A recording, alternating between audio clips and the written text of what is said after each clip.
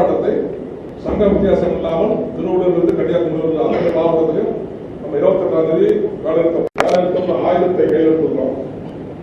அந்த 1000 கீழே போடுவதா இல்ல 1000 ஆளுநருக்கு வீசுவதாக போது நம்ம கையில் இல்லை.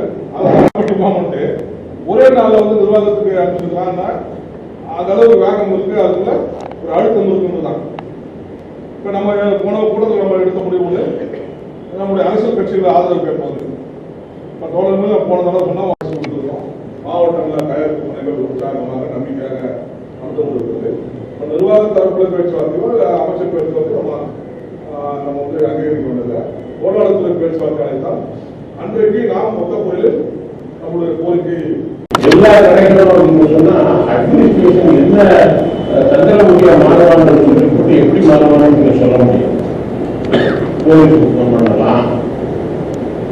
நண்பர்கள் அனைவருக்கும் வணக்கம். தமிழ்நாடு மாநில வாணிப கழகத்தின் கீழ் சில்லறை மதுபான விற்பனை பிரிவில் பணியாற்றி வருகிற 23-24,000 தொழிலாளர்கள் பணியாளர்கள் சம்பந்தமாக அவருடைய கோரிக்கைக்கான தீர்வு காணுகிற முறையில் அனைத்து தொழிற்சங்கங்களும் ஒரு கலந்தாலோசனை கூட்டமாக இப்பொழுது கூட்டம் நடந்து கொண்டிருக்கிறது. ஏற்கனவே கடந்த 13ஆம் தேதி நடந்த கூட்டத்தில் பணி நிரந்தரம், காலமுறை ஊதியம், ஓய்வூதியம் உள்ளிட்ட 30க்கும் மேற்பட்ட கோரிக்கைகளை சார்ட்டர் ஆஃப் ரிமாண்ட் கோரிக்கை சாசனம் என்ற முறையில் முன்வைத்து வேலை நிறுத்த அறிவிப்பு வெளியிடுவது என்று முடிவு செய்யப்பட்டிருந்தது. அந்த அடிப்படையில் அனைத்து தொழிற்சங்கங்களும் வேலை நிறுத்த அறிவிப்பை டாஸ்மாக் நிர்வாகத்திற்கும் அரசுக்கும் தெரிவித்திருக்கிறது. இந்த வேலை நிறுத்த அறிவிப்பின் அடிப்படையில் தொழிலாளர் துறை நாளை தினம் ஒரு பேச்சுவார்த்தைக்கான அழைப்பை அனுப்பியிருப்பதாக சமூக ஊடகங்களில் ஒரு கடிதம் சுற்றுக்கு வந்து கொண்டிருக்கிறது. நாளை தான் 20ஆம் தேதி, ஆகஸ்ட் 20ஆம் தேதி அழைப்பு விடுத்தவர்கள் 20ஆம் தேதியே கையெழுத்து போட்டிருக்கிறார்கள். நாளைய தின தேதி இன்றைய கையெழுத்து போட்டு பேச்சுவார்த்தை நடக்கும் என்று சொல்லியிருக்கிறார்கள். அப்படியானால் தொழிலாளருடைய பணியாளருடைய கோரிக்கை மீது எந்த அளவிற்கு கவனம் செலுத்தியிருப்பார்கள் என்பது தெரியவில்லை.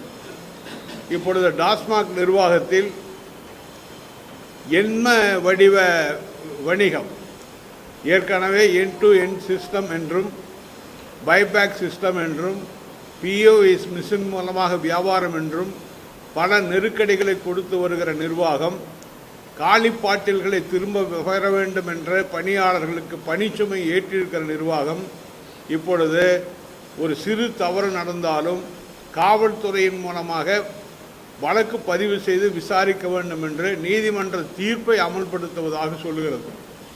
ஆனால் அதே நீதிமன்றம் கடைகளில் மது குடிக்க வரக்கூடிய மது பிரியர்களுக்கு ரசீது கொடுக்க வேண்டும் என்று சொல்லுகிறார்கள். ஒவ்வொரு வாடிக்கையாளருக்கும் ரசீது கொடுப்பதற்கான ஏற்பாடு எந்த மதுக்கடைகளிலும் இல்லை. ரசீது கொடுப்பதற்கான ஒரு பிரிவும் அந்த ரசீதை கொடுத்து மதுவை வாங்குவதற்கான மற்றொரு பிரிவும் உருவாக்க வேண்டியது நீதிமன்ற தீர்ப்பின் அடிப்படையில் நிர்வாகம் செய்ய வேண்டிய காரியம். மாலை நேரங்களில் பெரும் திரளாக கூடுகிற கூட்டத்தை முறைப்படுத்துவதற்கு காவல்துறை டிப்ளாய்டு பண்ண வேண்டும் என்று நீதிமன்றம் சொல்லியிருக்கிறது. ஒரு கடைக்கும் ஒரு காவலர் கண்டிப்பாக நியமனம் செய்யப்பட வேண்டும். அப்படிதான் கூட்டத்தை முறைப்படுத்துவதற்கான வாய்ப்பு. வரக்கூடிய வாடிக்கையாளர்கள் முறையாக வரிசையில் நின்று கடைக்கு வருவதற்கான முறையில் தடுப்பு பாதை அமைக்கப்பட வேண்டும். இவைகளெல்லாம் எதுவும் செய்யாமல் ஏதோ எம்ஆர்பி எக்ஸஸ் பெயரில் குபேரர்களாக டாஸ்மாக் பணியாளர்களாக மாறிவிட்டார் என்று கருதி கொண்டு இந்த அரசு அணுகுகிற முறையை எல்லா தொழிற்சங்கங்களும் வன்மையாக கண்டிக்கிறோம். இந்த நடைமுறையை கைவிட்டு முதலில் பணி நிரந்தரம், காலமுறை ஊதியம், ஓய்வூதியம் என்ற கோரிக்கையின் மீது பேச்சுவார்த்தை நடத்தி தீர்வு காண வேண்டும் என்று வலியுறுத்துகிறோம். கடந்த 23 ஆண்டுகால பணி தொடர்ச்சியில் இதே சட்டமன்றத்தில் நிறைவேற்றப்பட்ட பணி நிரந்தர சட்டம் 1981 படி இவர்கள் அவ்வளவு பேரும் பணி வரன்முறைப்படுத்தப்பட வேண்டும். இவர்களுக்கான ஊதியம் அந்த சர்வீஸ் தகுதி அடிப்படையில் அவர்களுக்கு ஊதியம் கணிசமாக உயர்த்தப்பட வேண்டும். ஓய்வூதியத்துக்கான வழிவகையும் செய்ய வேண்டும். இவையெல்லாம் செய்யாமல் வெறும் பணிச்சுமை ஏற்றி வருவது நவீன கொத்தடிமைத்தனமாக இருக்கிறது.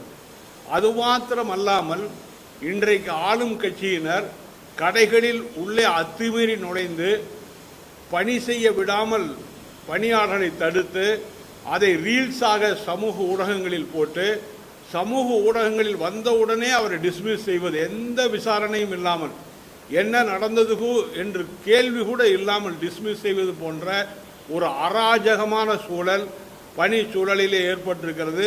இது பொறுப்பதற்கில்லை என்ற நிலையிலே தான் பணியாளர்கள் வேலை நிறுத்தத்துக்கு தள்ளப்பட்டிருக்கிறார்கள். இந்த வேலை நிறுத்தம் நடைபெறாமல் தொழில் அமைதியாக செல்ல வேண்டும் என்றால், அரசு விரும்பினால், அரசின் கொள்கை அதுதான் என்றால், தொழிற்சங்கங்கள் அனைத்தையும் அழைத்து பேச வேண்டும் என்று வலியுறுத்தி கேட்டுக்கொள்கிறோம். பேசுகிற பேச்சுவார்த்தையிலும் பணி நிரந்தரம், காலமுறை ஊதியம், ஓய்வூதியம் என்ற கொள்கை ரீதியான பிரச்சனைக்கு முதலில் தீர்வு கண்டால்தான் மற்ற பிரச்சனைகளை செய்வதா இல்லை என்ற முடிவை நாங்கள் எடுப்போம். இதற்கிடையிலே நிர்வாகத்தின் சார்பிலே பணியாளரை மிரட்டி கடை சாவிகளை பெற்றுக் கொண்டிருக்கிறார்கள். கடை சாவிகளை பெற்று வருகிற நிர்வாகம் அவ்வளவு சுலபத்தில் கடைகளை திறந்து நடத்திவிடலாம் என்று நினைத்தால் அதுவும் பயங்கர விளைவுகளை உருவாக்கும். அந்த விளைவுகளுக்கு நிர்வாகத்தின் எதிர்மறை அணுகுமுறையே காரணம் என்பதையும் பகிரங்கமாக இங்கே குற்றமாக சொல்ல விரும்புகிறோம்.